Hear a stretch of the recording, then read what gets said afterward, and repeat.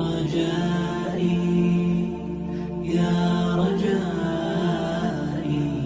يا رجائي يا رجائي رباه عفوك إني للنور مدت يداي نزعت أسرار قلبي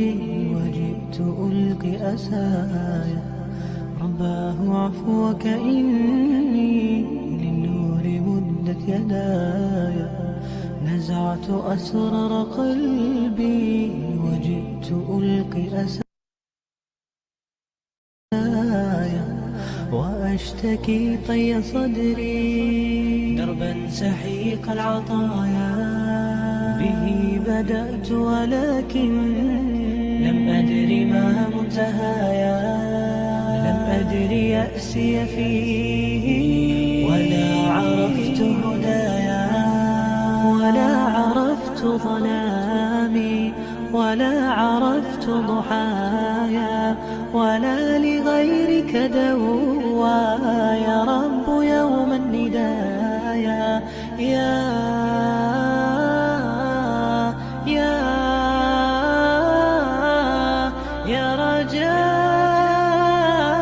رجائي يا رجائي يا رجائي يا رجائي إليك أنت صباحي مصفد بمسايا فاسكب ضياءك إني ظمآن ضل صدايا إليك أنت صباحي مصفد بمسايا فاسكب ضياءك إني ظمآن ضل صدايا لم أدر من أي نبع أسقي جنين الركايا والشط لا ما فيه يطفي اللظى في حشايا رحماك يا رب إني وذورقي والخطايا في لجة ليس فيها من الضياء بقايا جفت وغاضت ولكن ما زلت أزجي رجايا يا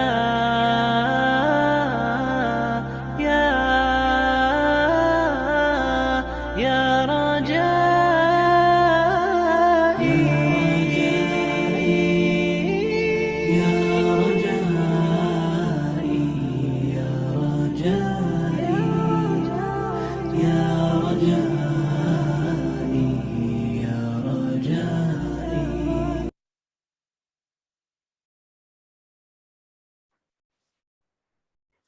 أعوذ بالله من الشيطان الرجيم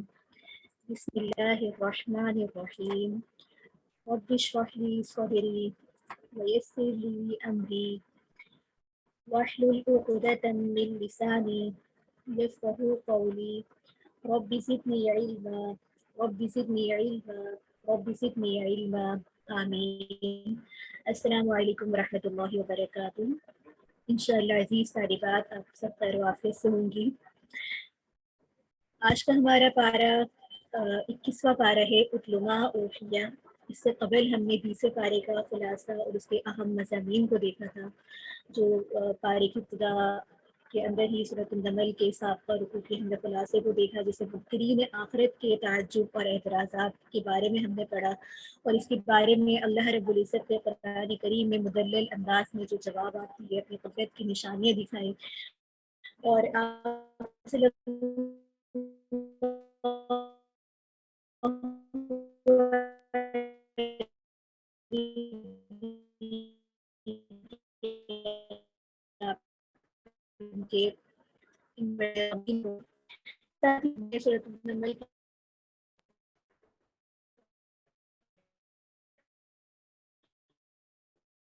مومنین اور صالحین کے احوال کو پڑھا۔ میں ہم نے سورۃ القصص شروع کی تھی، تو اس کے بارے میں حضرت موسیٰ علیہ السلام کا مفصل قصہ بیان کیا گیا، جس سے یہ بتایا گیا کہ اللہ رب العزت جب کسی سے یہ معنی نہیں آتی۔ اور ساتھ میں یہاں پر تاریخی واقعات کو اس طریقے سے آپ صلی اللہ علیہ وآلہ وسلم نے جس طرح بیان فرمایا، جبکہ آپ اس دور میں نہیں تھے، آپ کسی کو واقعہ سنے نہیں تھے، تو یہ آپ کے واضح نبوت کی دلائل بھی تھے اور قرآن کریم کی حقانیت کی دلیل بھی تھی۔ اسی کے ساتھ ہی ہم نے سورۃ العنکبوت شروع کی تھی اسی 20 پارے کے اندر، اور عنکبوت جو مکڑی کے جال یا مکڑی کو کہا جاتا ہے، تو یہاں پر ان واقعات کا نزول یہی تھا کہ آپ صلی اللہ علیہ وآلہ وسلم جب ہجرت کی جانب تھے حبشہ کی طرف، اور جن مسائب کا آپ کو سامنا کرنا پڑ رہا تھا، تو وہاں پر استقامت، ہمت کے لیے بہت ہی زوردار انداز میں ارشادات ہوئے، اور ساتھ ہی کفار کو سخت الفاظ میں تنبیہ کی گئی، اور یہاں پر مسلمانوں کے لیے ہدایت بھی یہی تھی کہ اپنے یہ جو ہے ظلم و ستم کو برداشت کریں، یہ زمین آپ کے لیے تنگ ہو رہی ہے تو اس وطن کو چھوڑ کر ہجرت کروا دیں۔ اسی مضامین کو آگے چلتے ہوئے ہم اگلا پارہ شروع کرتے ہیں، اور آج کے پارے کے اندر ہمارے سامنے سورۃ العنکبوت کی سابقہ رکوع ہے جو 5 سے 7 رکوع تک مکمل صورت ہو رہی ہے۔ اس کے ساتھ ہی سورۃ الروم 1 سے لے کر 6 رکوع مکمل صورت ہوگی اس پارے کے اندر، ساتھ ہی سورۃ اللقمان 6 رکوع پر مشتمل ہے، جبکہ سورۃ السجدہ بھی 3 رکوع پر مکمل صورت ہے، اور سورۃ الاحزاب کے ہم یہاں 4 رکوع کا انشاءاللہ احاطہ کریں گے۔ تو اس کے ساتھ ہی ہم سورۃ العنکبوت کے سابقہ رکوع کی شروعات کرتے ہیں۔ بسم اللہ الرحمن الرحیم۔ 5واں رکوع پارے کی ابتدا اس طرح سے ہو رہی ہے، آیات آپ کے سامنے ہیں۔ اتل ما اوحی الیک من الکتاب واقم الصلاة ان الصلاة تنہی عن الفحشاء والمنکر ولذکر اللہ اکبر واللہ یعلم ما تصنعون۔ فرمایا جا رہا ہے کہ اے پیغمبر، جو کتاب تمہارے پاس وحی کے ذریعے بھیجی گئی ہے اس کی تلاوت کرو اور نماز قائم کرو، بے شک نماز بے حیائی اور برے کاموں سے روکتی ہے۔ اس رکوع کے مضامین میں دیکھا جائے تو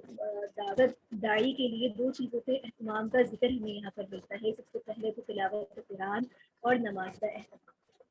اس کے ساتھ ہی یہاں پر بتایا جا رہا ہے کہ انسان کو نماز کس طرح سے پڑھنی چاہیے اور اس کے مقصد پر دھیان ہو تو وہ اسے بے حیائی اور برے کاموں سے روکے گی۔ اس لیے انسان سب سے پہلے نماز میں تکبیر کہہ کر اللہ تعالیٰ کی بڑائی کا اعلان اور اقرار کرتا ہے، جس کا لازمی مطلب یہ ہے کہ وہ اللہ کے حکم کے آگے کسی بھی بات کو کوئی اہمیت نہیں دیتا،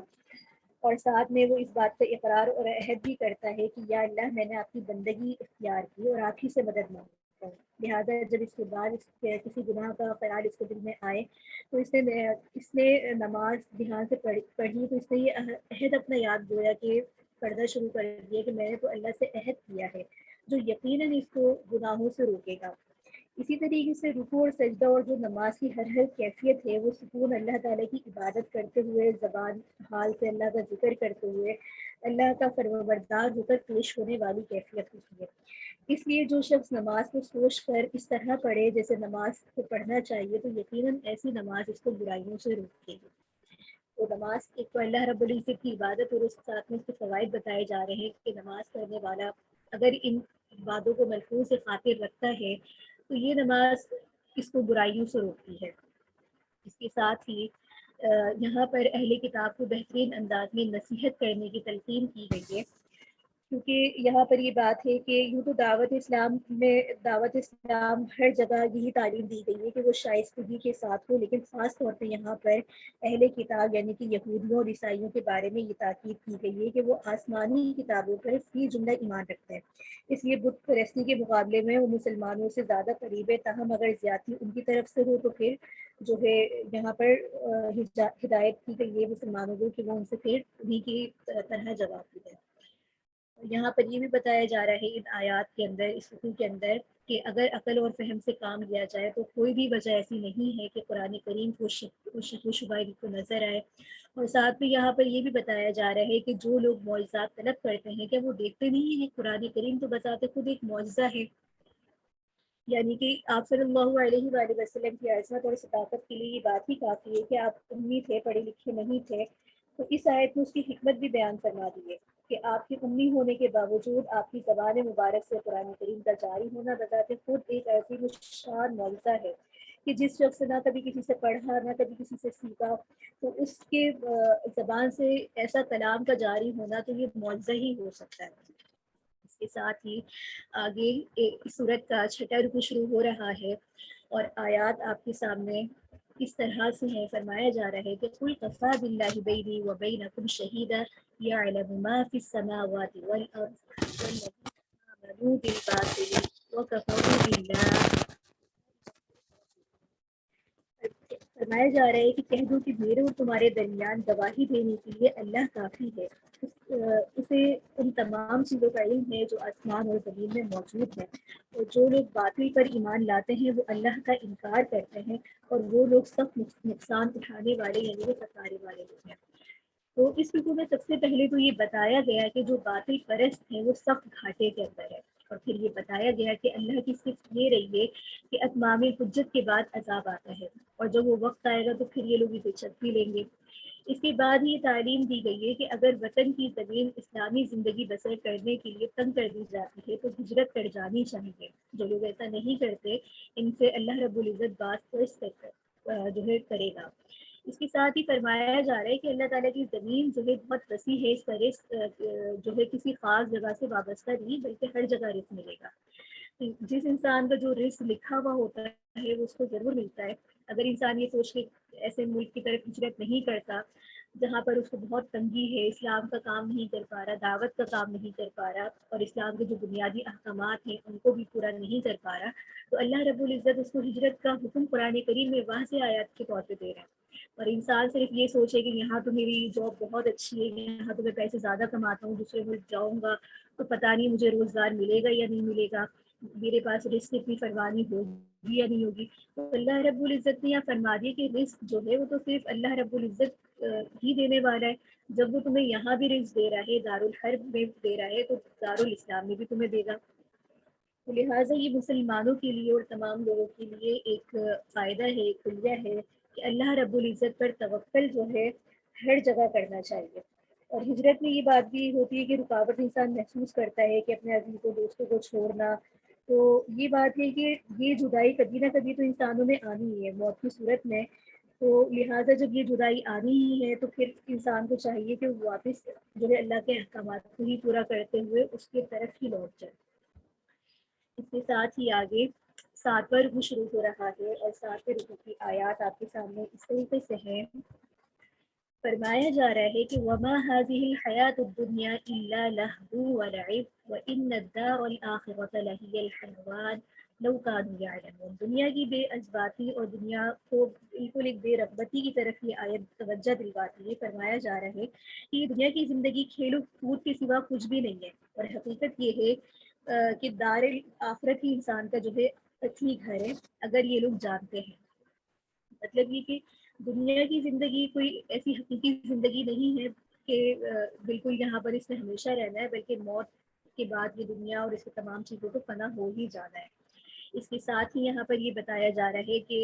جب لوگوں کے اوپر کوئی مصیبت آتی ہے یا کسی خطرے کا سامنا ہوتا ہے تو پھر وہ اللہ کو یاد کرتے ہیں، لیکن جب اس مصیبت اور خطرے سے اللہ اس کو نجات دے دیتا ہے تو یہ پھر اللہ تعالیٰ کی ناشکری میں مبتلا ہو جاتا ہے، اور باطل کی جو ہے پرست کرنے لگتے ہیں، حق کو جھٹلاتے ہیں۔ جہنم کو اپنا ٹھکانہ بنانا گویا کہ ان لوگوں نے خود اپنے اوپر ظلم کر لیا ہے۔ یہاں پر اللہ رب العزت پہلے اپنے کرم کو فرما رہے ہیں کہ اللہ رب العزت نے تو تمہارے اوپر کتنا کرم کا معاملہ فرمایا، لیکن تمہارا اس کے مقابلے میں انسانوں کا کیا ہے کہ انہوں نے اپنی جانوں کے اوپر خود ظلم کیا۔ اور ساتھ میں آخر میں یہاں پر اللہ رب العزت کی ذکر بلند کرنے کی تلقین کی گئی ہے۔ اس کے ساتھ ہی یہاں پر مشرکین مکہ کی جو ناشکری تھی اور ناانصافیاں تھیں اس کا بھی تذکرہ ہے کہ اللہ رب العزت نے کس طریقے سے ان کے سامنے تمام چیزیں تھیں، تمام کتابیں تھیں، رسولوں کے احوال بھی ان کے سامنے تھے، سابقہ قوموں کے احوال بھی ان کے سامنے تھے، لیکن اس کے باوجود بھی انہوں نے اس پر شکر نہیں کیا اور مسلسل نفس کے ساتھ بھی اپنی ناانصافی کرتے رہے، حق سامنے آنے کے باوجود بھی اس سے اعراض کرتے رہے۔ اس کے ساتھ ہی یہاں پر بتایا جا رہا ہے کہ ہدایت جہاد کرنے والے کو ملتی ہے۔ جہاد کا جو ایک لفظ ہوتا ہے وہ جہد سے بھی ہوتا ہے، کوشش کرنے سے۔ تو جو شخص دین کے لیے کوشش کرتا ہے تو اللہ رب العزت اس کو ضرور ہدایت دیتے ہیں اور اس کے لیے راہیں ہموار کرتے ہیں۔ اس کے ساتھ ہی آگے سورۃ الروم شروع ہو رہی ہے، اور سورۃ الروم کی وجہ تسمیہ یہی ہے کہ اس کی پہلی آیت کے اندر سورۃ الروم کا ہی لفظ آیا کہ غلبت الروم، اس لفظ سے یہ لفظ ماخوذ ہے۔ اس کے ساتھ ہی وجہ تسمیہ اس کی سامنے ہے کہ آیت میں اس کا نام ہے، جبکہ زمانہ نزول کے اعتبار سے دیکھیں تو یہ جس سال ہجرت حبشہ واقع ہوئی تھی اسی سال یہ صورت نازل ہوئی تھی۔ اس کے ساتھ ہی مضامین کے اعتبار سے دیکھیں تو خاص تاریخی پس منظر ہے جو آپ صلی اللہ علیہ وآلہ وسلم اور قرآن کریم کی سچائی اور حقانیت کا ایک جو ہے ثبوت فراہم کرتا ہے۔ تو اس صورت کو سمجھنے سے پہلے ہم اس کے یہ جو بیک گراؤنڈ ہے اس کو سمجھنا بہت زیادہ ضروری ہے، تاکہ ہمیں اس صورت کی اہمیت اور اس میں جو واقعہ ہے اس کے بارے میں پتہ چل سکے۔ یہاں پر بتایا جا رہا ہے کہ جس وقت آپ صلی اللہ علیہ وآلہ وسلم کو نبوت عطا ہوئی تو اس وقت دنیا میں دو بڑی جو ہے طاقتیں تھیں، ایک ایران کی حکومت تھی جو مشرق کے علاقے میں پھیلی ہوئی تھی، اور دوسرا اس کے ہر بادشاہ کو کسرا کہا جاتا تھا۔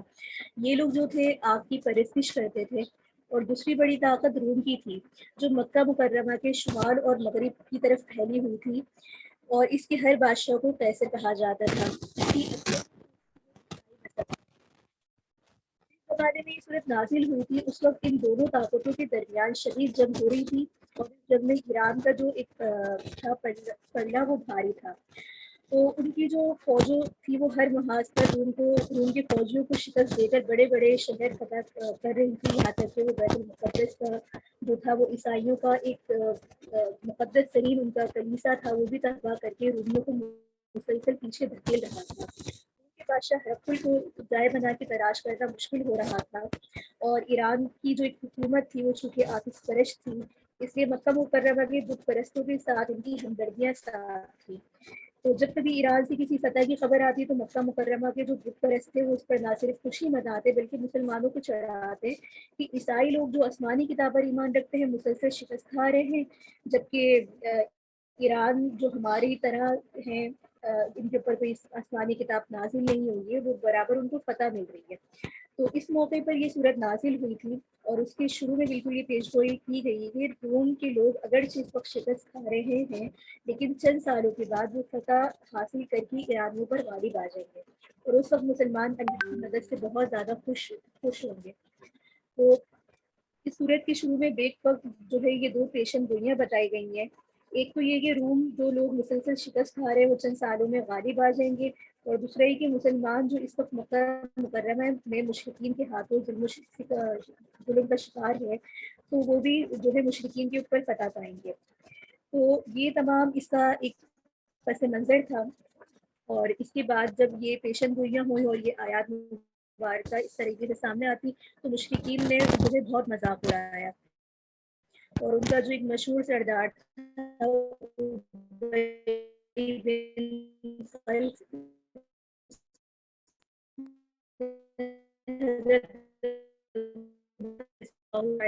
شرط لگائی کہ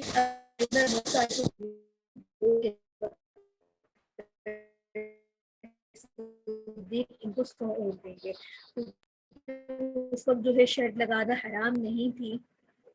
شرط کے اندر جتنے اونٹ وغیرہ یا جو بھی تقسیم ہوتی اس کو دیتے بھی تھے۔ چنانچہ جب یہ نازل ہوئی تو ایرانیوں کو اس وقت مسلسل فتوحات کا سلسلہ جاری تھا، یہاں تک کہ یہ تمام واقعات اس طریقے سے ہو رہے تھے، لیکن کچھ ہی عرصے بعد جو ہے حالات جو ہے عجیب و غریب انداز میں پلٹنا شروع ہو گئے، اور پھر یہاں پر جو ہے مسلمانوں کی جو قرآن کے ذریعے پیش گوئی کی گئی تھی اور رومیوں کو فتح کی خبر جو ہے عرب تک پہنچی، تو اس وقت جو ہے قریش جو سردار وغیرہ تھے ان کے لیے شکست تھی اور مسلمانوں کے لیے ایک فتح تھی۔ تو یہ تمام اس صورت کا جو ہے پس منظر ہے، اور اس کے علاوہ اس صورت کے اندر دیکھا جائے مضامین کے اعتبار سے تو بنیادی عقائد، توحید، رسالت اور آخرت کی جو مختلف دلائل ہیں ان کو یہاں پر ذکر کیا گیا ہے۔ تو یہ تھا اس صورت کا ایک پس منظر مضامین کے اعتبار سے۔ آئیے اس سے پہلے رکوع کی طرف چلتے ہیں۔ صورت کی ابتدا ہو رہی ہے بسم اللہ الرحمن الرحیم، الف لام میم، غلبت الروم فی ادنى الارض وهم من بعد غلبهم سيغلبون۔ یہاں پر بتایا جا رہا ہے مسلمانوں کے لیے خوشخبری ہے کہ سب سے پہلے تو ایران جو بت پرستوں یا آتش پرستوں کا ایک ملک تھا، وہ رومی اہلی کتاب تھے۔ ایک جنگ میں ایران سے رومی جو ہے شکست کھا گئے، اور اس واقعے کے بعد مشرکین مکہ نے مسلمانوں کو اور ستانے لگے کہ مشرکوں کے مقابلے میں خدا کو ماننے والے شکست کھا رہے ہیں۔ اس موقع پر یہ آیات مبارکہ نازل ہوئی تھی جس پر روم کے مغلوب ہونے کی خبر دی گئی ہے، اور یہ پیش گوئی دی گئی ہے کہ عنقریب رومی غالب آ جائیں گے۔ اسی کے ساتھ ہی اسلام کے غلبے کی پیش گوئی ہے کہ جب اللہ تعالیٰ کی حکومت ہوگی تو وہ مومنوں کے لیے خوشی کا دن ہوگا۔ اور جب یہ پیش گوئی کی گئی تھی تو اس وقت مسلمان مادی حیثیت کے اعتبار سے بہت ہی کمزور تھے، اور کفار جو تھے بڑے طاقتور تھے۔ تو کسی طریقے بھی جو ہے ظاہری طور پہ اسباب وہ آثار نہیں تھے کہ مسلمانوں کو غلبہ حاصل ہوگا، تو اسی وجہ سے کفار جو ہے وہ مکہ مکرمہ والے جو تھے وہ ہنسی مذاق اڑاتے رہتے تھے۔ لیکن چند سالوں کے بعد پھر یہی ہوا کہ رومی غالب آ گئے، اور اس پیش گوئی کا ایک حصہ جو ہے سچ ثابت ہو گیا۔ اس کے بعد مسلمانوں کو دن بہ دن جو ہے طاقت ملتی گئی۔ غزوہ بدر کے موقع پر ایک طرف تو مسلمانوں کو قوتوں کو فتح یاب ہوا، اور دوسری طرف جو ہے بدر ہی کے دن ایران روم کے اوپر غالب ہوا۔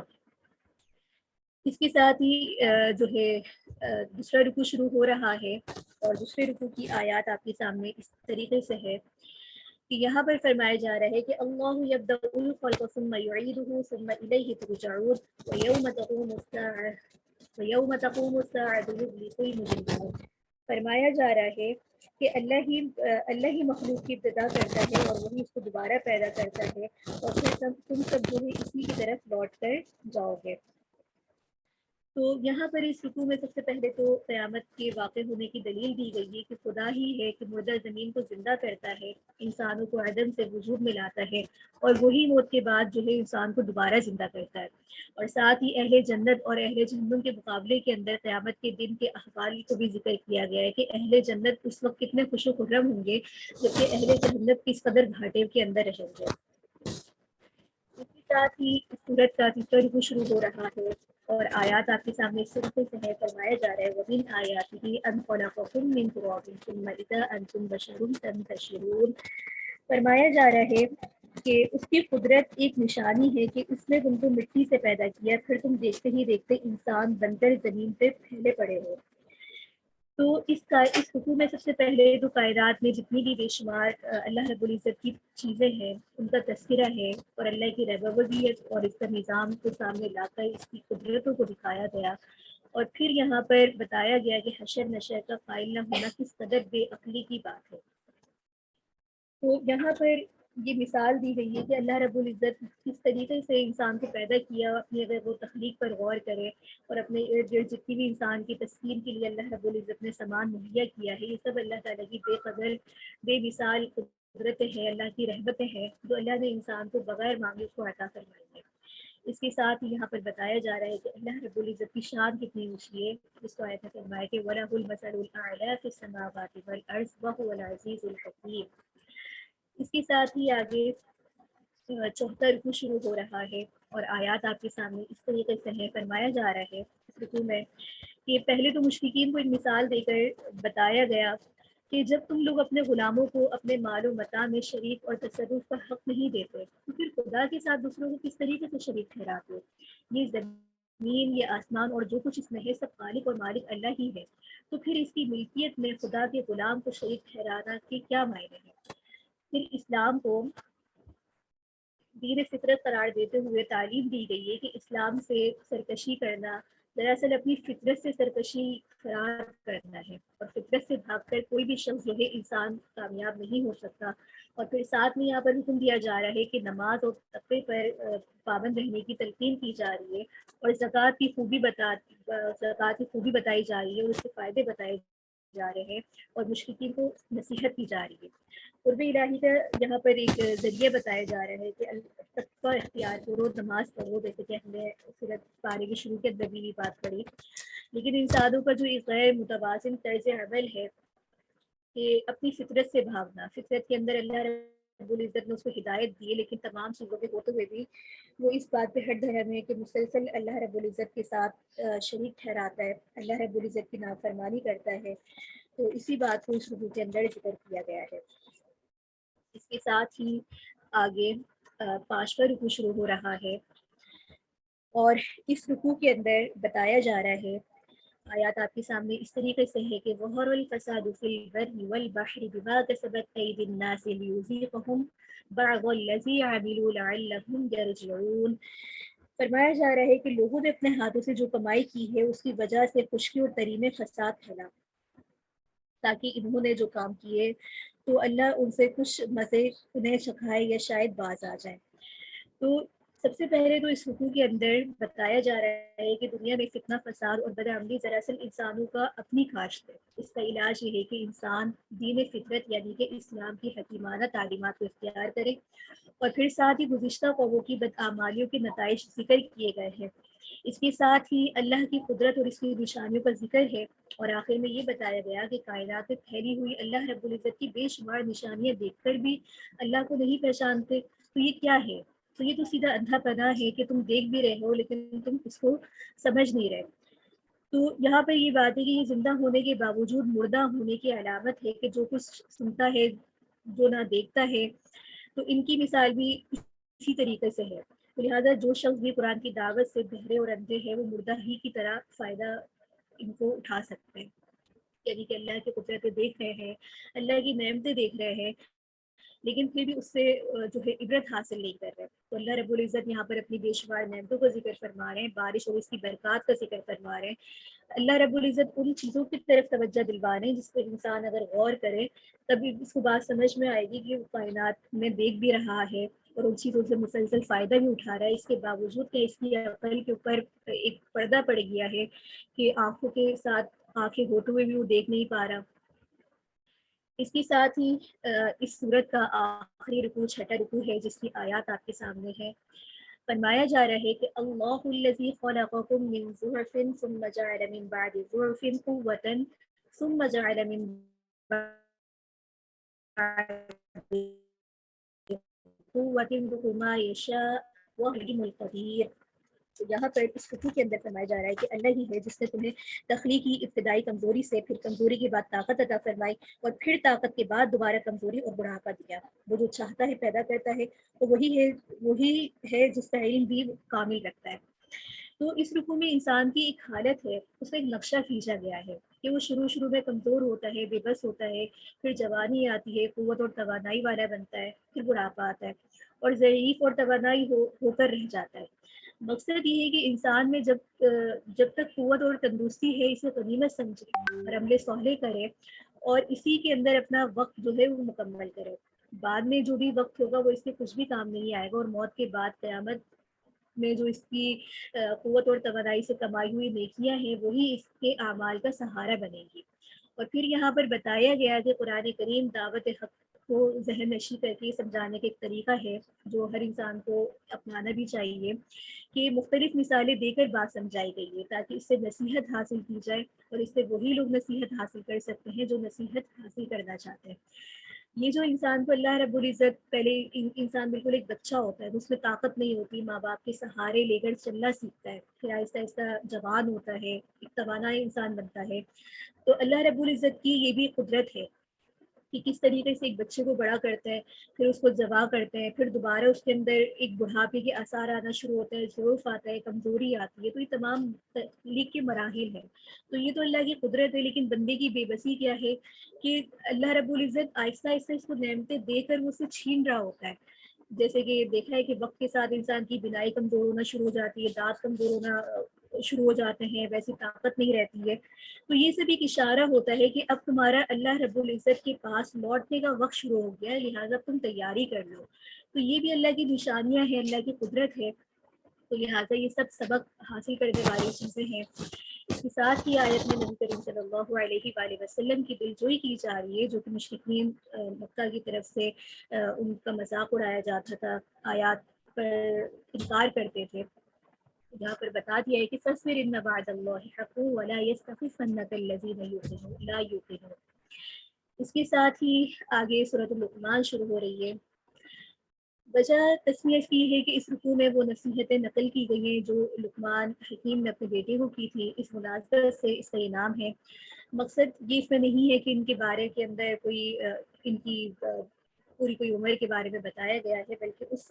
جو حکمتیں ہیں اس سے فائدہ اٹھانے کی وجہ سے اس صورت کا ایک نام پڑا ہے۔ اس کے ساتھ ہی زمانے نزول کے اعتبار سے دیکھیں تو سورۃ العنکبوت سے پہلے یہ صورت نازل ہوئی تھی۔ مضامین کے اعتبار سے دیکھیں تو یہاں پر یہ بات ہے کہ اس صورت میں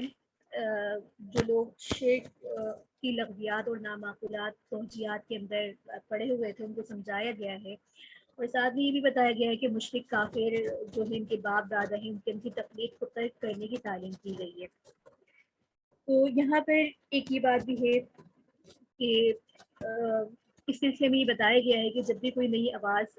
یہ کوئی نئی آواز نہیں ہے جو دین اسلام کی ہے، بلکہ دنیا عرب میں بھی پہلی مرتبہ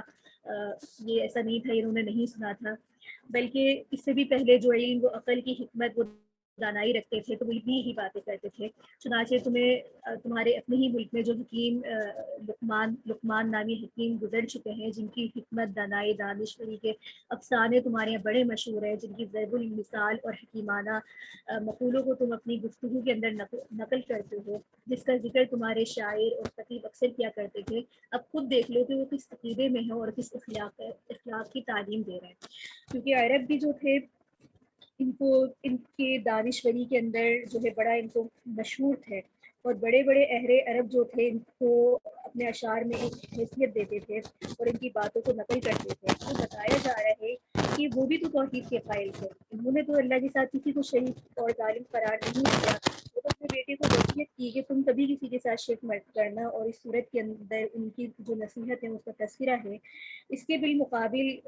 جو ہے کفار کی طرف توجہ دلوائی گئی ہے کہ تم ان کے مقابلے میں جن کو تم مثال دے رہے ہو، جن کی مثالیں بیان کر رہے ہو، تمہارا طرز عمل تو اس صورت ان کے بالکل ہی مختلف ہے۔ تو یہ تمام باتیں ہیں اس کے اندر۔ اچھا، یہاں پر یہ بات کی وضاحت بھی ہو جائے کہ لقمان کے ساتھ جو حکیم کا لفظ ہے، کیونکہ عربی زبان میں ایک لفظ کے مختلف معنی ہوتے ہیں، تو یہاں پر حکیم سے حکمت مراد نہیں ہے، بلکہ حکیم عقل اور دانش رکھنے والے شخص کو بھی کہتے ہیں، تو اس مناسبت سے ان کو حکیم لقمان کہا گیا۔ آگے پہلا رکوع شروع ہو رہا ہے اور آیات آپ کے سامنے اس طریقے سے ہیں، حروف مقطعات سے شروعات ہے کہ الف لام میم ذالک آیات الکتاب الحکیم۔ تو اس رکوع میں بتایا جا رہا ہے کہ قرآن کریم ان لوگوں کے لیے ہدایت اور رحمت ہے جو اخلاص کے ساتھ اللہ تعالیٰ کی فرمانبرداری کرتے ہیں، نماز اور زکوٰۃ ادا کرتے ہیں، قیامت پر ایمان رکھتے ہیں، اور ساتھ میں پھر ان لوگوں کا تذکرہ ہے جنہوں نے اللہ کی راہ میں روکنے کے لیے راہ گمراہی کو اختیار کیا، ہدایت کا مذاق اڑایا۔ ان کی حالت کیا تھی کہ جب اللہ کی آیات تلاوت کی جاتی تو وہ کبر اور نحوست سے پیٹ پھیر لیتے تھے، گویا کہ سنا ہی نہ ہو۔ تو گویا کہ ان کے کانوں کے اندر جو ہے ایک روئی ٹھوس دی ہو، جس کے اس سے پہلے بھی آیت میں پڑھا ہے وَإِذَا تُتْلَىٰ عَلَيْهِمْ آيَاتُنَا وَلَّىٰ مُسْتَكْبِرًا كَأَن لَّمْ يَسْمَعْهَا كَأَنَّ فِي أُذُنَيْهِ وَقْرًا۔ اور ساتھ میں یہاں پر پھر اہل ایمان اور عمل صالح کرنے والوں کے لیے جنت کے انعامات کی بشارتیں دی گئی ہیں، اور اس کے ساتھ ہی اللہ تعالیٰ کی چند قدرتوں کا بیان ہے کہ اور ان قدرتوں کا بیان کرنے کا مقصد یہ ہے کہ تاکہ اہل عقل اور دانشور لوگ اس پر غور و فکر کریں، توحید کا اقرار کریں۔ مثلاً اللہ تعالیٰ نے آسمان کو بغیر ستونوں کے کھڑا کر رکھا ہے، اور زمین کو برقرار رکھنے کے لیے پہاڑوں کو جو ہے میخے کی طرح بنا دیا ہے، اور آخر میں یہ سب ارشاد فرمایا، یہ تمام چیزیں دکھانے کے بعد بتانے کے بعد ارشاد فرما رہے ہیں کہ یہ سب کچھ اللہ نے ہی پیدا کیا ہے، تو اللہ نے اگر پیدا نہیں کیا تو کس کا یہ پیدا کرتا ہے؟ تو گویا کہ خود ہی اللہ رب العزت سے ان سے سوال کر رہا ہے، یہ تخلیق دیکھنے کے بعد تم بتا دو پھر یہ کس نے پیدا کیا ہے، تو ان کے پاس اس بات کا کوئی بھی جواب نہیں ہوگا۔ اور آیت میں یہ بھی بات فرمائی جا رہی کہ ھذا خلق اللہ فارونی ماذا خلق الذین من دونہ۔ اس کے ساتھ ہی دوسرا رکوع شروع ہو رہا ہے، اور دوسرے رکوع کی آیات آپ کے سامنے اس طریقے سے ہے کہ وَلَقَدْ آتَيْنَا لُقْمَانَ الْحِكْمَةَ أَنِ اشْكُرْ لِلَّهِ وَمَنْ يَشْكُرْ فَإِنَّمَا يَشْكُرُ لِنَفْسِهِ وَمَنْ كَفَرَ فَإِنَّ اللَّهَ غَنِيٌّ حَمِيدٌ۔ اس رکوع کے اندر جو ہے ایک حضرت لقمان رحیم کا تعارف ہے، اور ان کی حکمت اور دانائی اللہ رب العزت نے ان کو عطا فرمائی، اور انہوں نے اپنے بیٹوں کو 9 باتوں کی نصیحت کی۔ تو کیا 9 باتیں تھیں؟ پہلی بات کہ شرک ظلم عظیم ہے، اس سے بچے رہنا، والدین خصوصاً ماں کے بہت زیادہ حقوق ہیں، ان کے ساتھ حسن سلوک میں قطعی طور پہ کوتاہی نہ کرنا، اگر والدین خدا کسی جو ہے گناہ کا حکم دیتے تو اس کو ہرگز نہیں کرنا، لیکن ان کے ساتھ اچھا برتاؤ کرتے رہنا، ان کو کسی قسم کی تکلیف نہ دینا۔ اس کے ساتھ چوتھی نصیحت یہ فرمائی تھی کہ ذرہ ذرہ نیکی روز قیامت جو ہے بڑی بن کر سامنے آئے گی. نماز قائم کرنا، امر بالمعروف اور نہیں عن المنکر کرتے رہنا. اللہ کی راہ میں مشکلات تو آئیں گی، لوگ ستائیں گے، اور تو نہایت ہی صبر استقامت کے ساتھ اس کے اوپر جمے رہنا. اس کے ساتھ یہ بھی فرمایا کہ لوگوں کے سے اکڑ کر بات نہیں کرنا، اکڑ کر راستہ میں نہیں چلنا. اللہ کو تکبر کرنے والے بالکل بھی پسند نہیں ہے. اپنی چال میں میانہ روی اور اپنی آواز میں نرمی اور پستی اختیار کرنا. ہمیں بھی چاہیے کہ ہم ان 9 نصیحتوں کو لکھ لیں اور ہر روز اپنا جائزہ لیں کہ آیا کہ ہم میں کتنی اس چیز کو ہم کرنے والے ہیں اور کتنی ہمارے اندر کمی ہے. ہماری کا محاسبہ انسان کو کرتے رہنا چاہیے. اس کے ساتھ ہی آگے تیسرا رکوع شروع ہو رہا ہے، اور اس رکوع کے اندر اللہ رب العزت کی تخلیق کائنات کے متعلق ہے، اور فرمایا جا رہا ہے کہ کسی مشرک اور کافر کو کبھی یہ جرت ہو ہی نہیں سکتی کہ اس کا پیدا کرنے والا اللہ کے سوا کسی اور کو بتائے. اس کے باوجود اپنے جو ہے مشرک کافر باپ دادا کی تقلید میں قرآن مجید کی اتباع نہیں کرتے. حالانکہ جو شخص اپنے آپ کو اللہ کی بندگی میں دیتا ہے، ذرا سا مضبوط سہارا تھام لیتا ہے. اور خدا کی چند قدرتوں اور نشانیوں کا تذکرہ کرتے ہوئے کہا گیا تاکہ باطل پرستی چھوڑ کر حق پرستی کی اختیار کر لی جائے.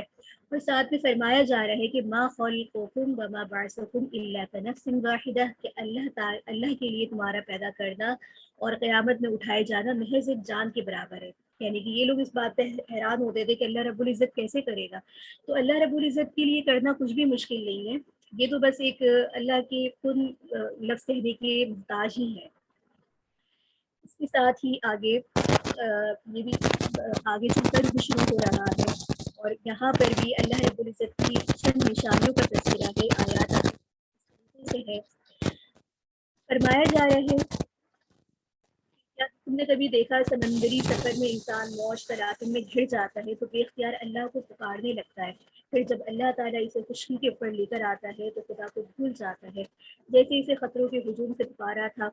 پھر تقوی کی تلقین کرتے ہوئے قیامت کی بازپرسی سے ڈرایا گیا کہ اس کے بعد قیامت کی تھوڑی ہولناکیوں کا بھی یہاں پر اس کی کیفیت کس طرح کی ہوگی اس سب کا یہاں پر ذکر ہے. اور بتایا جا رہا ہے کہ قیامت کے آنے کا وقت اللہ ہی جانتا ہے. اللہ ہی جانتا ہے کہ بارش کب ہوگی، اور یہ کہ ماں کے پیٹ میں کیا ہے وہ کوئی نہیں جان سکتا، کہ کل کوئی نہیں جان سکتا کل کیا کمائی کرے گا، اور کوئی شخص زمین سے واقف نہیں ہے کہ اسے کہاں موت لے کر جائے گی. تو یہ سب عالم الغیب ہی ہے، یہ علم ایسا ہے جو سوائے اللہ کی کسی کے پاس میں نہیں ہے. اور ان 5 باتوں کو مفاتیح الغیب یعنی کہ غیب کی کنجیاں کہا جاتا ہے. اس کے ساتھ ہی آگے سورۃ السجدہ شروع ہو رہی ہے، اور سورۃ السجدہ کی جو نام وجہ تسمیہ ہے کیونکہ اس کی ایک آیت میں سجدے کا مضمون ہے، تو اسی صورت کو اس کا عنوان قرار دیا گیا ہے. اس کے ساتھ ہی زمانہ نزول کے اعتبار سے دیکھیں تو مکہ کے متوسط دور کا ابتدائی زمانہ اس صورت کا جو ہے ایک پہلی وجہ سامنے آتی ہے زمانہ نزول کی. اسی طرح سے اگر ہم مضامین کے اعتبار سے دیکھیں تو اس صورت میں توحید اور آخرت اور رسالت کے متعلق جو لوگوں کے شک و شبہات ہیں ان کو دور کر کے ان کی حقیقت پر ایمان لانے کی دعوت دی گئی ہے. اس سلسلے میں آثار کائنات کی شہادتیں پیش کی گئی اور اپنے دلائل بھی دیے گئے ہیں، اور ساتھ ہی عالم آخرت کا ایک نقشہ کھینچا گیا ہے، اور ایمان کے اثرات اور کفر کے جو برے نتائج ہیں ان کو بیان کر کے ترغیب دلائی گئی ہے کہ لوگ برا انجام سامنے آنے سے پہلے کفر کو چھوڑ دیں اور قرآنی تعلیمات کو اپنا لیں، اس میں انہی کا بھلا ہے. اور اس کے مضامین میں یہ بات بھی ہے کہ اللہ رب العزت کی رحمت کا تذکرہ ہے کہ وہ یکایک کوئی فیصلہ کن عذاب نہیں بھیجتا بلکہ ہوشیار کرنے کے لیے چھوٹی چھوٹی آفات کو بھیجتا ہے تاکہ تنبیہ ہو جائے اور لوگ بھی آنکھیں کھلی رہ جائے. اور ساتھ میں اللہ تعالیٰ کی جانب سے کتاب کا نازل کیے جانا یہ پہلا کوئی انوکھا واقعہ نہیں ہے، اس سے پہلے بھی بیشتر انبیاء علیہ السلام پر جیسے کہ حضرت موسیٰ علیہ السلام پر بھی کتاب نازل کی تھی جسے منکرین قرآن جانتے ہیں. پھر قرآن کے نزول کے بارے میں یہ لوگ اس طرح شک و شبہات کے اندر کیوں ہیں. اس کے ساتھ ہی یہاں پر یہ بتایا جا رہا ہے کہ امامت اور پیشوائی ان کو نصیب ہوگی جو قرآن کریم کو مان کر اس کے مطابق اپنی زندگی کو سنواریں گے. اس کو رد کر دینے والوں کے لیے ناکامی کا مقدر ہوگی. اور پھر کفار سے کہا گیا ہے کہ اپنے تجارتی سفر کے دوران تم جن گزشتہ تباہ شدہ قوموں کی بستیوں کے اوپر سے گزرتے ہو ان کا انجام دیکھ لو، یہی انجام تم اپنے لیے بھی کیا پسند کرتے ہو. یہ اس پوری صورت کا ایک خلاصہ ایک مضمون ہے. تو آئیے ہم سب سے پہلے اس کے پہلے رکوع پہ چلتے ہیں جس کی آیات آپ کے سامنے اس طریقے سے ہے. ابتدا حروف مقطعات سے ہی ہو رہی ہے، اور یہاں پر سب سے پہلے قرآن کریم کے بارے میں فرمایا جا رہا ہے کہ قرآن کریم بلا شبہ اللہ رب العزت کا نازل کیا ہوا ہے۔ جو لوگ یہ کہتے ہیں کہ محمد صلی اللہ علیہ وآلہ وسلم کا گھڑا ہوا ہے وہ جھوٹ ہے، اور یہ بتایا گیا ہے کہ قرآن کریم اللہ تعالیٰ کس طرح نازل کیا ہوا ہے، اور جس نے آسمانوں اور زمین کو پیدا کیا، اس کے علاوہ انسانوں کا کوئی بھی کارساز نہیں ہے۔ تو آسمان سے لے کر زمین تک کی جتنی بھی تدبیریں ہیں وہ سب انتظام اللہ رب العزت کا ہے، جس نے انسان کو مٹی سے بنایا، اسے اچھی شکل صورت عطا فرمائی، اسے حواس عطا فرمائی، ظاہری اور باطنی اس کو اللہ رب العزت نے عطا فرمایا۔ اس کے باوجود ان کے کان، ان کی آنکھ، ان کی دل جو ہے اللہ کی نافرمانی میں مبتلا ہے۔ اور ساتھ میں یہ بھی کہا جا رہا ہے کہ مٹی میں ہو جانے کے بعد بھلا وہ دوبارہ کس طریقے سے اٹھائے جائیں گے۔ ان کا ایک اعتراضات تھے جس کی وجہ سے یہ لوگ جھٹلاتے تھے قرآن کی عظمت کو، اور یہاں پر یہ بتایا جا رہا ہے کہ ان چیزوں سے گھبراؤ نہیں، موت آئے گی تو تم دیکھ لینا کس طرح اللہ کے حضور پیش ہو گئے۔ تو انسان کی عظمت کو بتایا جا رہا ہے کہ اللہ رب العزت نے اس کو کیا کیا نعمت عطا فرمائی ہے، لیکن وہ اللہ کی نعمتوں ہی کو اللہ رب العزت کے خلاف استعمال کر رہا ہے۔ تو یہ ان کا تنزیہ اعتراضات ہوتے تھے تخلیق کے بارے میں، جس کا جواب دیا گیا ہے۔ اس کے ساتھ ہی دوسرا رکوع شروع ہو رہا ہے، اور جس دوسرے رکوع کے اندر بتایا جا رہا ہے کہ سب سے پہلے تو آیات آپ کے سامنے اس طریقے سے ہے، اور بتایا جا رہا ہے کہ قیامت کے دن جب مجرم جو ہے سر جھکائے اپنے رب کے پاس پہنچیں گے تو کہیں گے کہ پروردگار ہم نے دیکھ لیا اور ہم نے سن لیا، ہمیں دنیا میں واپس بھیج دے تاکہ ہم عمل صالح کر لیں، اب ہم کو قیامت کے اوپر یقین آ گیا ہے۔ لیکن ان کو جواب ملے گا اب اس کا کیا فائدہ، اب اس کا کیا موقع، ایمان تو اسی وقت کا معتبر تھا جب غیب دیکھا تھا، اب فیصلے کا وقت ہے، لہٰذا اب اس دن کو بھولے بیٹھے تھے تو چکو اس کا مزہ۔ اس کے بعد بتایا جا رہا ہے کہ ہماری آیتوں پر وہی لوگ ایمان لاتے ہیں، وہی لوگ ایمان رکھتے ہیں جب ان جو ہے جب ان کے سامنے ذکر الہی ہوتا ہے، آیات پڑھی جاتی ہے تو وہ سجدوں میں گر پڑتے ہیں، تو اللہ کی تسبیح اور حمد کرتے ہیں، تکبر نہیں کرتے۔ اس کے ساتھ ہی یہاں پر یہ بھی بتایا جا رہا ہے کہ رات کے وقت جن کے پہلو بستر سے جو ہے الگ رہتے ہیں، یعنی کہ تہجد اور ذکر الہی میں بسر ہوتے ہیں، اللہ کی راہ میں اللہ کا دیا ہوا مال خرچ کرتے ہیں۔ اور یہاں پر یہ بتایا جا رہا ہے کہ اہل جنت اور اہل جہنم کا کیا مقابلہ،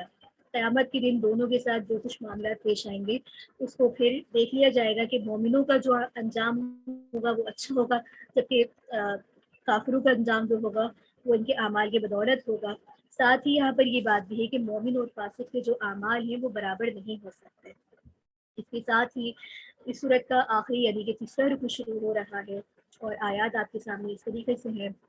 فرمایا جا رہا ہے وَلَقَدْ آتَيْنَا مُوسَى الْكِتَابَ فَلَا تَكُونُوا فِي مِرْيَةٍ مِّن لِقَائِهِ وَجَعَلْنَاهُ هُدًى لِبَنِي إِسْرَائِيلَ۔ 30 آیات پر یہ صورت مشتمل ہے، اور اس رکوع میں یہ بتایا جا رہا ہے کہ جس ہستی نے توریت نازل کی ہے اسی نے قرآن نازل کیا ہے، جس کو ہماری نشانی دکھائی گئی ہیں، اور اس سے اعراض کر رہا ہے، اس سے بڑا ظالم کون ہوگا، ہم اس سے انتقام لیں گے اور اس میں شک و شبہ نہیں رہنا چاہیے۔ پھر بتایا گیا ہے کہ بنی اسرائیل میں سے کچھ دین کے پیشوا ایسے بھی تھے جن کو جو ہے ہدایت کرتے تھے ان کو، لیکن اور وہ لوگ جو ہے سختیوں کو ان کو جو ہے برداشت بھی کرتے تھے، یعنی کہ اہل کتاب میں اس وقت بھی کچھ ایسے لوگ تھے جیسے ہم نے صافہ رکوع کے اندر بھی پڑھا، جو ایمان رکھتے تھے، اور ایمان رکھنے کے ساتھ ساتھ ہی وہ اس کتاب پر عمل بھی کرتے تھے، لیکن جب قرآن کریم نازل ہوا تو پھر انہوں نے قرآن کریم اور آپ صلی اللہ علیہ وآلہ وسلم کی ایمان کو قبول کر لیا۔ اس کے ساتھ یہاں پر یہ بتایا جا رہا ہے کہ سارے اختلافات کا فیصلہ جو ہے وہ قیامت کے دن ہو جائے گا۔ جو منکرین پوچھتے ہیں کہ فیصلے کا دن کب آئے گا، تو آپ صلی اللہ علیہ وآلہ وسلم آپ انہیں کہہ دیجئے کہ جب آئے گا تو اس وقت کافروں کا ایمان ان کی کسی بھی طرح سے کام نہیں آئے گا۔ تو یہ ان کے سوال و جواب جو اعتراضات تھے اس کے جواب اس صورت میں مدلل انداز میں دیا گیا ہے۔ آگے سورۃ الاحزاب، جسے سورۃ الاحزاب ہے، اور اس کی وجہ تسمیہ یہی ہے کہ اس میں غزوہ احزاب کا ذکر ہے، جسے غزوہ خندق بھی کہا جاتا ہے۔ یہ اس کا ایک نقشہ آپ کے سامنے ہے، اور زمانے نزول کے اعتبار سے اگر ہم دیکھیں تو اس صورت میں 3 اہم واقعات ہیں۔ ایک تو غزوہ احزاب، دوسرا غزوہ بنی قریظہ، اور تیسرا ہے حضرت زینب رضی اللہ تعالیٰ عنہ سے آپ صلی اللہ علیہ وآلہ وسلم کا نکاح، جو تقریباً ذی القعدہ 5 ہجری کے اندر ہوا تھا۔ تو ان تمام واقعات کا جو ایک تاریخی ہے، اس وجہ سے یہ زمانہ نزول ان کا معلوم ہوتا ہے۔ اس کے ساتھ ہی یہاں پر اگر ہم مضامین کے اعتبار سے دیکھیں تو مضامین کے اعتبار سے سب سے پہلے اس صورت میں 3 واقعات پر بحث کی گئی ہے اور اس سلسلے میں کچھ امور بتائے گئے ہیں. تو اس صورت کو سمجھنے سے پہلے جو اس کا ایک پس منظر ہے اس کو ہم سمجھ لیتے ہیں تاکہ آگے بھی جب یہ صورت چلے گی تو ہمیں سمجھنے میں آسانی ہو کہ آپ صلی اللہ علیہ وآلہ وسلم مدینہ منورہ سے ہجرت فرمانے کے بعد جو چوتھے 5ویں سال کے درمیان میں یہ صورت نازل ہوئی تھی. اور واقعی یہی ہے کہ پہلا واقعہ جنگ احزاب کا ہے جس کے نام پہ یہ صورت رکھی گئی ہے. بدر احد کی ناکامیوں کے بعد قریش کے لوگوں نے عرب کے دوسرے قبائل کو آپ صلی اللہ علیہ وآلہ وسلم کے خلاف اکسانا شروع کیا. ایک متحد ہو کر انہوں نے مدینے کے اوپر حملہ کیا. تو آپ صلی اللہ علیہ وآلہ وسلم نے حضرت سلمان فارسی کے مشورے پر مدینہ منورہ کے دفاع کے اندر شہر کے اندر ایک خندق کھولی تاکہ دشمن اسے عبور کر کے مدینے میں داخل نہ ہو سکے. اسی وجہ سے اس جنگ کو جنگ خندق بھی کہا جاتا ہے. اور دوسرا اہم واقعہ جو تھا جنگ قریظہ کا تھا جہاں پر یہودیوں کا قبیلہ تھا جو مدینہ منورہ کے مضافات میں آباد تھا. آپ صلی اللہ علیہ وآلہ وسلم نے ہجرت کے بعد ان سے امن کا معاہدہ کیا تھا جس کا ایک حصہ یہ تھا کہ وہ مسلمانوں اور یہود ایک دوسرے کے دشمن کو بھی مدد نہیں کریں گے. لیکن انہوں نے کیا کیا کہ اس معاہدے کی خلاف ورزی کی اور مسلمانوں کی پیٹھ پر جو ہے خنجر گھونپنا چاہا. تو اس لیے اس جنگ احزاب سے فراغت کے بعد اللہ رب العزت نے آپ کو فوراً بنو قریظہ پر حملہ کرنے کا حکم دیا تھا اور ان سے قلع کما کرنے کا یہ فرمایا تھا. ان کا محاصرہ ہوا تھا جس کے نتیجے میں ان کے بہت سارے افراد قتل بھی ہوئے تھے. تو اس واقعے کی اس صورت کے اندر تفصیل ہے. جبکہ تیسرا جو اہم واقعہ ہے وہ یہ تھا کہ اہل عرب جب کسی کو اپنا منہ سے بیٹا بول دیتے تھے کہ میرا منہ بولا بیٹا ہے تو اس سے اپنے تمام معاملات جو ہے وہ سگے بیٹے کی طرح کرتے تھے. اسے اپنا بالکل درجہ ایسا دیتے تھے. وراثت میں بھی وہ حصہ پاتا تھا اور منہ بولا بیٹا جو ہے اس کو تمام وہی احکامات اس کے لیے ہوتے تھے جو ایک سگے بیٹے کے لیے ہوتا ہے. تو یہاں پر یہ بات تھی کہ وہ منہ بولا جو باپ کے لیے وہ جائز نہیں سمجھتے تھے کہ اس کی بیوہ یا متعلقہ بیوی کے ساتھ نکاح کرے. اس کو بہت بدترین معیوب عمل سمجھا جاتا تھا. تو آپ صلی اللہ علیہ وآلہ وسلم کا جو ہے زینب سے جب نکاح ہوا تو اس رسم کی جو انہوں نے کچھ ساختہ بنائی ہوئی تھی اس کی تردید ہوئی ہے. تو یہ تمام واقعات تھے اس صورت کے مضامین میں. تو اور ساتھ میں یہاں پر یہ بات بھی ہے کہ ازواج مطہرات جو کہ نہایت ہی تنگ دستی اور عسرت کی زندگی بسر کر رہی تھی تو اللہ نے ان سے کہا کہ دنیا کی زندگی میں جو ہے تم دنیا کی زندگی چاہو یا نبی کریم کو انتخاب کر لو. تو اس وقت تاریخ گواہ ہے کہ ازواج مطہرات نے فوراً ہی اللہ اور اس کے رسول کا انتخاب آخرت کو جو ہے کیا تھا. اور پھر اس کے ساتھ ہی یہاں پر ازواج مطہرات کے توسط سے ہی مسلمان عورتوں کو جاہلیت کی جو بے حیائیت تھی ان سے پرہیز کرنے کا سبب دیا گیا کہ وقار کے ساتھ گھر کے اندر بیٹھیں, غیر مردوں کے ساتھ بات چیت نہیں کریں. تو اس طرح کی تعلیمات ہمیں یہاں پر ملتی ہیں. اس کے ساتھ ہی طلاق کا ایک قانون کی ایک دفعہ یہاں پر بیان کی گئی ہے. اور ساتھ آپ صلی اللہ علیہ وآلہ وسلم کے لیے نکاح کا ایک خاص ضابطہ بیان کیا گیا ہے اور یہ بات بتائی گئی ہے کہ آپ صلی اللہ علیہ وآلہ وسلم متعدد پابندیوں سے مستثنیٰ ہیں جو کہ ازواجی زندگی کے معاملات میں عام مسلمانوں پر آئے ہیں. اسی کے ساتھ ہی آپ صلی اللہ علیہ وآلہ وسلم پر یہ پابندی ہے کہ آپ صلی اللہ علیہ وآلہ وسلم مزید کوئی نکاح نہیں کر سکتے, نہ موجودہ ازواج مطہرات میں سے کسی کو چھوڑ کر ان کی بس کو دوسرا نکاح کر سکتے ہیں. تو یہ تمام جو ہے عام انسانوں سے اور آپ صلی اللہ علیہ وآلہ وسلم کے درمیان ایک فرق تھا, یعنی کہ خصوصیات دی گئی تھی. اس کے ساتھ ہی یہاں پر جو ہے مسلمان عورتوں کے لیے باہر نکلتے وقت ایک پردے کے احکامات تھے اور ساتھ میں آپ صلی اللہ علیہ وآلہ وسلم کے گھروں میں غیر مردوں کی جو آمد و رفت تھی اس پر پابندی اور آپ صلی اللہ علیہ وآلہ وسلم سے ملاقات کا اور دعوت کا ایک ضابطہ بیان کیا گیا ہے. اسی طریقے سے یہ بات بھی ہے کہ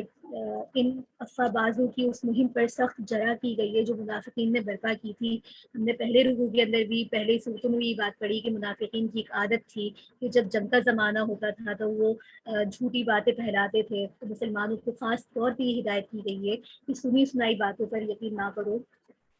یہ تمام اس کے مضامین ہیں. تو آئیے ہم اس کے پہلے رکوع کے اوپر چلتے ہیں. آیات آپ کے سامنے اس طریقے سے ہیں. جلالی اسلوب ہے کہ نبی کریم صلی اللہ علیہ وآلہ وسلم کو مخاطب کر کے فرمایا جا رہا ہے آپ کی توسط سے تقوی کی تلقین کی جا رہی ہے مسلمانوں کو، اور فرمایا جا رہا ہے کہ کفار اور مشرکین کی باتوں میں نہیں آنا چاہیے بلکہ قرآن کریم کی اتباع اور اللہ پر توکل کرنا چاہیے۔ اور ساتھ میں یہ بتایا گیا کہ جس طرح سے انسان کے سینے میں دو دل نہیں ہوتے، اسی طرح ایک شخص کی دو سگی مائیں یا دو سگے باپ نہیں ہو سکتے، لہٰذا جس لڑکی یا لڑکی جو لیپالک کہا جاتا ہے وہ حقیقی بیٹا یا بیٹی نہیں بن سکتی ہے، کیونکہ اس کی سگی ماں اور سگے باپ تو موجود ہے۔ اور دوسری سگی ماں یا سگے باپ کس طرح ہو سکتا ہے، یہ تمہید اور یہ واقعہ آگے ایک لطیف اشارہ ہے۔ اس کے ساتھ ہی یہاں پر یہ بتایا گیا کہ آپ صلی اللہ علیہ وآلہ وسلم کی جو حیثیت ہے وہ مسلمانوں کے لیے ان کے ماں باپ اور خود مسلمانوں سے زیادہ مقدم ہے۔ آپ صلی اللہ علیہ وآلہ وسلم کی ازواج مطہرات سارے مسلمانوں کی مائیں ہیں اور ماؤں کی طرح محرمات میں سے ہے۔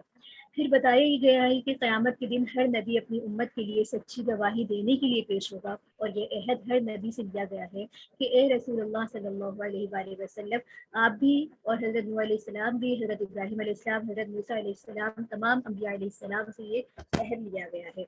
اس کے ساتھ ہی دوسرا رکوع شروع ہو رہا ہے، اور یہاں پر بھی مومنین کے بارے میں آیات ہے۔ غزوہ جو ہے احزاب کا ایک مجمل بیان ہے کہ مکہ کے کافر اور مکہ کے جو کافر تھے اور مدینہ سے نکلے ہوئے تھے اور یہود ان کی حمایت سب مل کر جو ہے مدینے پر حملہ آور ہوئے، تو بزدل منافقین موت کی ڈر سے طرح طرح کی باتیں کر رہے تھے، تو انہیں بتایا گیا کہ لڑائی میں موت سے ڈر کر بھاگنا کوئی فائدے مند نہیں ہے، موت تو ہر جگہ آ کے رہے گی، زندہ بھی رہو تو بھی چند سال بعد تم نے مرنا ہی ہے۔ تو یہاں پر یہ بتایا جا رہا ہے ساتھ میں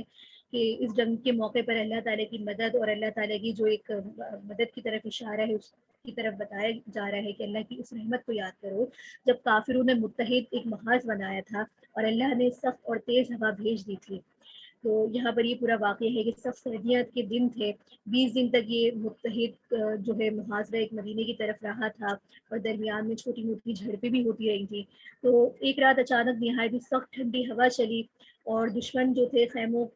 کے خیمے اکھڑ گئے تھے، برف میں جمی ہوئی ہواؤں نے ان کو کپاہٹ ایسی طاری کر دی تھی کہ یہ سب ڈر و خوف سے جو ہے بھاگ چکے تھے۔ تو یہاں پر اللہ رب العزت اپنی اس نصرت کی طرف اشارہ فرما رہے ہیں جو اللہ نے نازل فرمائی۔ اس کے ساتھ ہی تیسرا رکوع ہے، اور اس رکوع کے اندر آپ صلی اللہ علیہ وآلہ وسلم کی جو طرز عمل ہے آپ کا وہ تمام کے لیے ایک اسوہ حسنہ کی ایک حیثیت رکھتا ہے۔ تو یہاں پر فرمایا جا رہا ہے کہ سب سے پہلے آپ صلی اللہ علیہ وآلہ وسلم کی پیروی کا سبق دیا گیا، اور کہا گیا کہ جو لوگ اپنی آخرت بنانی چاہتے ہیں تو انہیں چاہیے کہ وہ آپ صلی اللہ علیہ وآلہ وسلم کے طریقے و سنت کو بے چوں و چرا اختیار کریں۔ اور ساتھ میں یہ بھی بتایا گیا کہ دشمنوں کے ساتھ متحد محاذ بنا کر دیکھ لو، مومنین جو جہاد کے ارمان رکھتے ہیں بولے کہ یہ وہ وقت ہے جس کا اللہ اور اس کے رسول نے وعدہ کیا تھا۔ تو ان مومنوں کے اللہ رب العزت نے ایمانوں کو تر و تازہ کرتے ہوئے اللہ رب العزت نے اپنی ایسی مدد فرمائی کہ جس سے ان کا جو ہے جذبہ ایمان بڑھ گیا۔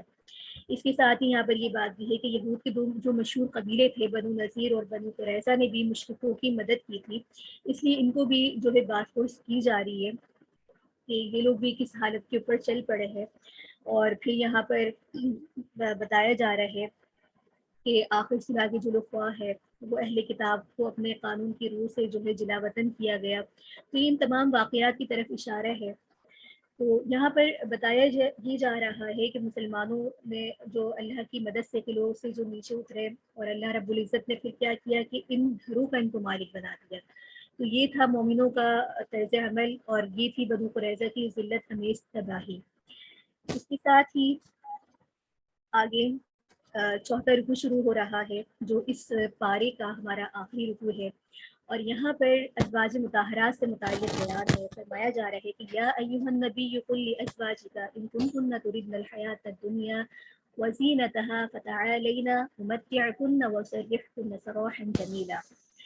بتایا جا رہا ہے کہ ازواج مطہرات سے متعلق کہ دنیا کی جاہ و مال تو وہ چند روزہ چیزیں ہیں، اب اگر ان فانی چیزوں کی وہ طلب میں ہے تو اے رسول ان سے کہہ دو کہ تمہیں کچھ مال و اسباب دیکھ کر بحسن خوبی تمہیں رخصت کر دیا جائے گا، اور اگر تم اللہ اور اس کے رسول کی خوشنودی اور آخرت کی دیدارہ ہو تو تمہارا اجر عند اللہ محفوظ ہے۔ یعنی کہ ہر ایک کو مال غنیمت ملتا تھا جو لوگ مالدار تھے. آپ کے ازواج مطہرات کو بھی احساس ہونے لگا تو انہوں نے آپ صلی اللہ علیہ وآلہ وسلم سے کچھ مطالبات کر دیے جو کہ ان کے جائز مطالبات تھے. تو آپ صلی اللہ علیہ وآلہ وسلم کی زبانی ان سے کہا گیا، یہ آیت فرمائی گئی. تو یہاں پر یہ آیت سن کر تمام ازواج مطہرات بلا شبہ فوراً بخار اٹھی کہ ہمیں دنیاوی مال و دولت کی کوئی طلب نہیں ہے، کوئی آرائش نہیں چاہیے، ہمیں اللہ اور اس کے رسول ہی کی طلب ہے. تو یہ تھا ان ازواج مطہرات کا ایک جذبہ، ان کی طلب. اور یہ رکوع انشاءاللہ کل کے پارے کے اندر ہم آگے جاری کریں گے. اس کے مضامین انشاءاللہ کل کے 22 سے پارے میں آئیں گے. آج تک کا ہمارا خلاصہ اس پارے کا یہیں پر مکمل ہو جاتا ہے. اس کے ساتھ ہی آپ عزیز سامعات اب اپنے سوالات ہمیں یہاں بھیج سکتی ہیں. اگر آپ کا کوئی سوال ہے اس سبق سے متعلق تو انشاءاللہ انہیں جواب دیا جائے گا. جزاک اللہ خیر.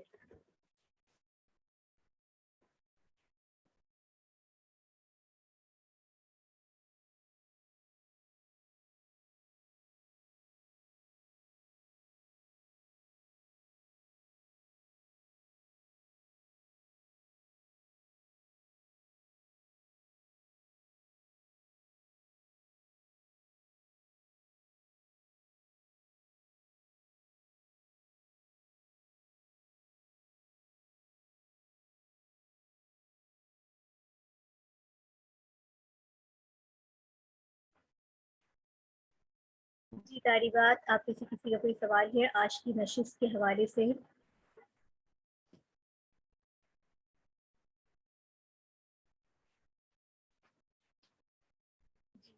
لیزا فاطمہ نے اپنا ہاتھ کھڑا کیا ہے. آپ کا مائک انمیوٹ کیا جاتا ہے، آپ اپنا سوال مختصر وقت میں کر سکتی ہیں.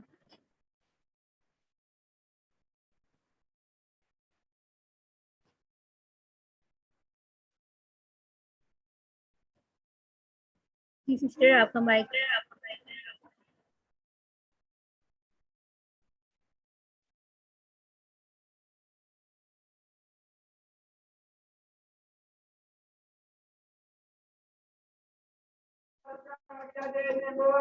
السلام علیکم ورحمۃ اللہ وبرکاتہ. یہاں پہ تھوڑا شور ہے اس وجہ سے. جی اگر شور ہے تو آپ اپنا سوال بھیج دیجیے گا، انشاءاللہ آپ جواب دیں گے. جی جیسے ہی میں سوال کرنے لگی تو وہ اسی وقت ہوا ہے اس وجہ سے. السلام علیکم ورحمۃ اللہ وبرکاتہ. وعلیکم السلام ورحمۃ اللہ وبرکاتہ. آپ اپنا سوال بتا دیجیے. میرا سوال ہے کہ یہ جو تھا کہ باپ کا بیٹے کی بیوہ یا متعلقہ سے شادی کرنا یہ اس دور میں ناجائز تھا، لیکن یہ تو ابھی بھی ناجائز نہیں ہے. منہ بولے بیٹے جو ہیں ان کی کے ساتھ نہیں ہو سکتا تھا، جیسے حضرت زید تھے نبی پاک صلی اللہ علیہ وسلم کے منہ بولے بیٹے. تو جو حقیقی بیٹے ہوتے ہیں ان کا تو نہیں ہو سکتا، ان کے بارے میں تو ابھی بھی ناجائز ہی ہے نا. جی حقیقی بیٹے تو محرم ہے، تو ماں کا بیٹے سے کیسے نکاح کیسے ہو سکتا ہے؟ ماں یہ کی تو بات میں کہہ رہی ہوں باپ کا اپنی بہو سے جب بیٹا مر جائے یا طلاق ہو جائے وہ بات ہو رہی ہے. جی وہ سسر جو ہے محرم میں آ جاتے ہیں تو ان کے ساتھ بھی نکاح نہیں ہو سکتا. یہاں پر جو ترجیح کی گئی ہے نا وہ لے پالک بیٹے سے متعلق جو مشرکین کا ایک عقیدہ تھا اس کے بارے میں ہے کہ وہ لوگ اس کو تمام احکامات، اس کے لیے جو چیز تھی نا وہ سگے بیٹوں کی طرح وراثت میں حصہ یا پھر اس کے لیے گھر کے اندر آنا جانا وہ سگے بیٹوں کی طرح ہوتا تھا. تو یہاں پر جی اس رسم کی ترتیب کی گئی ہے، اور یہ ترتیب صرف لفظی اعتبار سے نہیں بلکہ خود نبی کریم صلی اللہ علیہ وآلہ وسلم کا جو نکاح حضرت زینب کے ساتھ ہوا تھا تو اس بات کا ثبوت تھا. ٹھیک ہے، کیونکہ اللہ تعالیٰ اس رسم کو ختم کرنا چاہتے ہیں. جی یہ خود ساختہ ایک میرا رسم دوسرا جی میں دوسرا سوال یہ ہے کہ جب اس اس صورت میں ذکر ہے کہ جو لے پالک بیٹے ہیں ان کو ان کے حقیقی باپوں کے نام سے بلاؤ، کہ جو لوگ اپنی جو ہے اولاد پالتے ہیں یا لے پالک اولاد تو ان کے ساتھ اپنا نام جوڑ دیتے ہیں، لیکن کچھ لوگ آج کل کے دور میں جیسے یتیم خانے یا کہیں سے ایسے اڈاپٹ کرتے ہیں، انہیں ان کے حقیقی والدین کا نہیں پتا ہوتا، وہ ظاہر ہے ان کو تو مجبوراً اپنا نام ہی لگانا پڑے گا، انہیں ان کے حقیقی والدین کا نام نہیں پتا ہو، تو اس بارے میں کیا؟ اس بارے میں یہی ہے کہ اگر بالکل پتہ ہی نہ ہو کہ اس کا والد کون ہے، جبکہ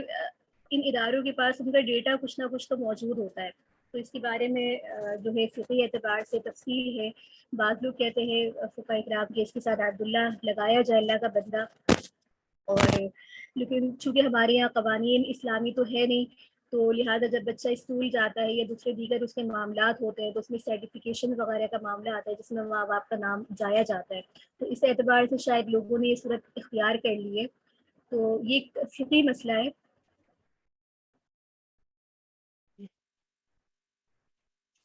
جزاک اللہ خیر۔